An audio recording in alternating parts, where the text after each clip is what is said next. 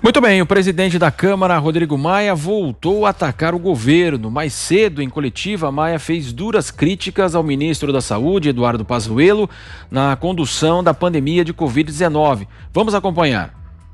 O nosso maior problema hoje em relação à questão de um militar é a questão do ministro da Saúde, que vai muito mal. Eu acho que ele se perdeu na gestão do ministério. Em relação à questão da logística, que diziam que era o forte dele até agora, não apresentou nada organizado para vacina, para nada, né? E acho que ele pode, sem dúvida nenhuma, além de prejudicar muito a imagem do Exército Brasileiro, ele pode comprometer muito, né?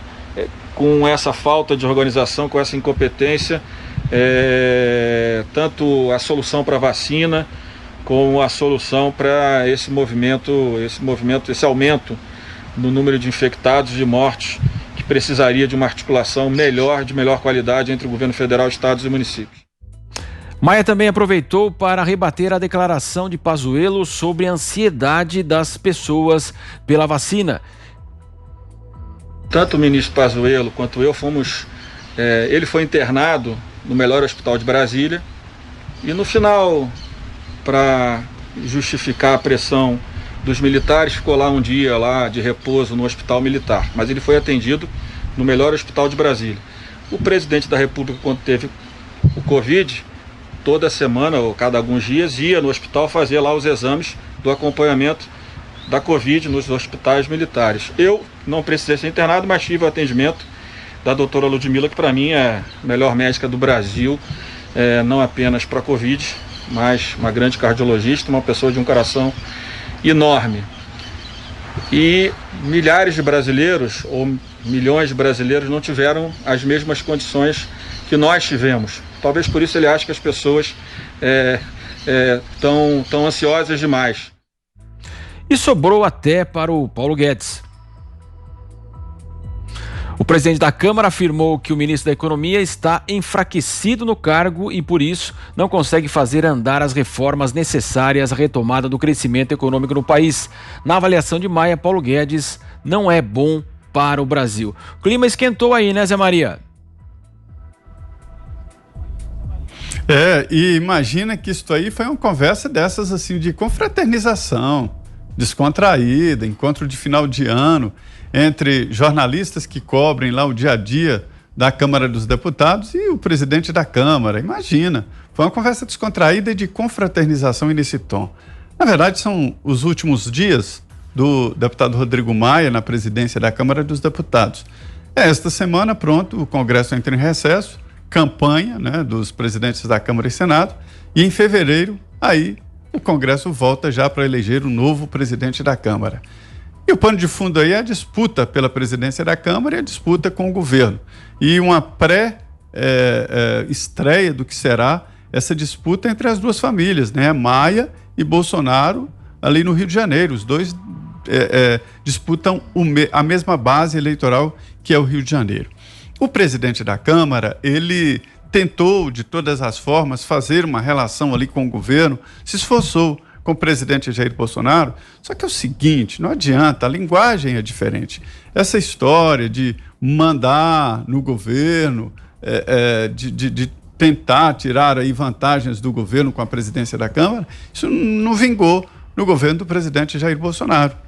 O presidente Jair Bolsonaro falou com todas as letras e em entrevista aqui na Jovem Pan, a fala dele foi a seguinte: já na transição, veio um gordinho e disse: olha, eu quero 4 ministérios, inclusive da economia, queria indicar. Bolsonaro disse: não, tranquilamente, se você vier aqui com nomes que sejam mais competentes do que o Paulo Guedes, do que fulano, evidentemente eu vou fazer a troca, mas é preciso demonstrar competência e não sua força política. Resultado, ele saiu do encontro e não voltou mais. Para se ter uma ideia, como a história lá da boca torta com cachimbo, com o uso do cachimbo, não deu certo. Então é isso, foi um governo inteiro destilando esse ódio, aliás, uma gestão na presidência da Câmara. E é por isso que o presidente agora quer interferir e apoiar forte um candidato à presidência da Câmara para evitar esses desgastes e que o presidente da Câmara não jogue contra os planos do governo, contra a população em geral, né? Muito bem, e após a decisão do STF, Rodrigo Maia não para de falar, né, Fiuza? O que a gente viu ali não é um político, né? O que a gente acaba de ver naquele depoimento, assim, como é que eu vou dizer, né? Um depoimento histriônico, né? Para uma plateia que ele acha que quer ouvir aquele tipo de coisa. Aquilo não é um político, né, Marcelo? Não é um homem público comprometido com os interesses da coletividade no meio de uma pandemia. Aquilo é um cronista de várzea, né? Revejam esse depoimento que aqui a gente acabou de mostrar e vejam que as críticas são críticas supostamente incisivas, né? Direcionadas ao primeiro escalão do governo, dirigidas pelo presidente da Câmara dos Deputados, né? Essas críticas você vai acompanhar bem na sua revisão.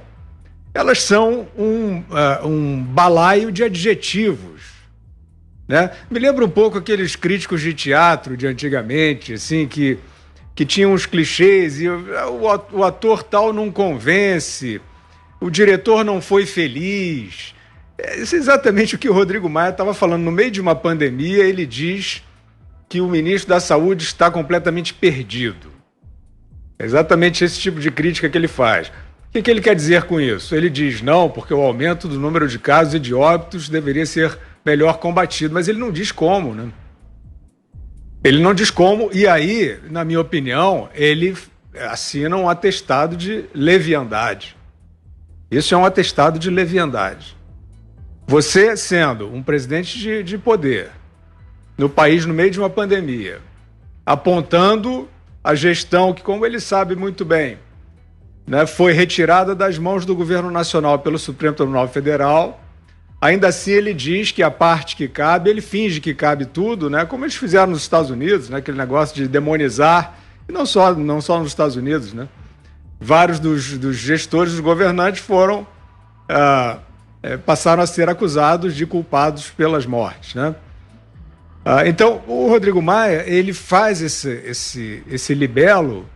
Ele não diz qual é a diretriz, o que deveria ser feito. Ele fala, não, diziam que ele é bom de logística, mas a logística não se revelou eficaz.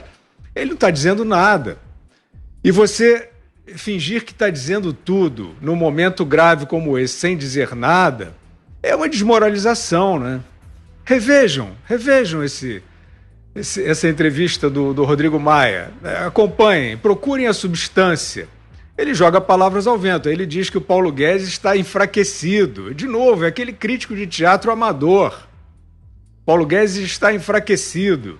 O diretor o protagonista não se encontrou em cena. Vocês lembram desses clichês? Quem acompanha crítica de arte vai lembrar.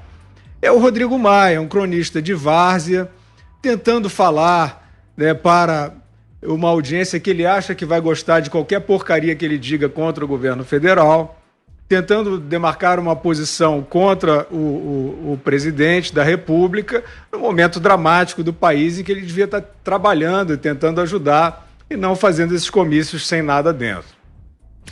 Magoado, Augusto Nunes, o Maia? Olha aqui, o Rodrigo Maia é uma figura intrigante para mim, porque eu realmente não sei como ele conseguiu chegar à presença da Câmara. Ele é um deputado de 70 mil votos, se não me engano. Ele foi candidato a prefeito do Rio, tendo como vice a Clarice Garotinho, né? Deve ser esse o nome. E ele teve 3%, 2%, quer dizer, é um político que não tem voto. Ele teve essa projeção nacional porque na presidência da Câmara você entra na linha sucessória. E ele aproveitou e embarcou na onda aí da reforma da Previdência. Choro pouco convincente, mas chorou para reivindicar a paternidade da reforma que veio do governo, não adianta, foi feita no governo tal. É assim que vai ficar na história a reforma da Previdência. Foi o governo que encaminhou, é uma reforma do governo, não foi nada do Rodrigo Maia. Os deputados aprovaram por pressão popular, porque o povo queria. Agora o Rodrigo Maia ele virou uma espécie de ombudsman do governo, ele critica ministro, depois ele se reaproxima, ele critica o Paulo Guedes, aí pede desculpas, diz que está fraco. Eu acho que no caso foi uma tentativa de mostrar que ele apoia uma chapa anti-governista, anti-governo, para se opor ao Arthur Lira. O Lira está conseguindo votos já na esquerda, porque o Rodrigo Maia saiu meio tarde, o Zé Maria pode confirmar isso, que ele sabe bem mais que eu. O Maia está meio vacilante, não escolhe candidato e tal, e o PT já negocia com o Arthur Lira, eles querem cargos. Aqui em São Paulo, como conta a Janaína, a Pascoal, ela tem um acordo histórico, antiquíssimo, do PT e do PT e do PSDB, em que o PSDB ocupa a presidência e o PT a secretaria-geral, que cuida da administração da chamada, antigamente era chamada gaiola de ouro. Esse nome ainda vale, uma gastança infernal. Então, o que vai acontecer? O Rodrigo Maia, ele vai despontar para o anonimato. É uma figura que vai perder a importância agora em fevereiro. Então, ele está atirando para tudo quanto é lado, como se ele tivesse algum projeto a apresentar. É isso que me chama a atenção, viu, Fiuza? Ele critica e não apresenta alternativa. Você só pode criticar quando você tiver alguma outra ideia. Eu não quero isso e proponho isso. Se você não tem o que falar, qual é o grande conselho do Dom João VI? Quando não se sabe o que fazer, é melhor não fazer nada. Fica quieto. Ou então entra em campanha para tentar eleger um presidente que seja obediente a ele, para sobreviver, porque ele corre sempre, em toda eleição, o risco de não continuar na Câmara dos Deputados.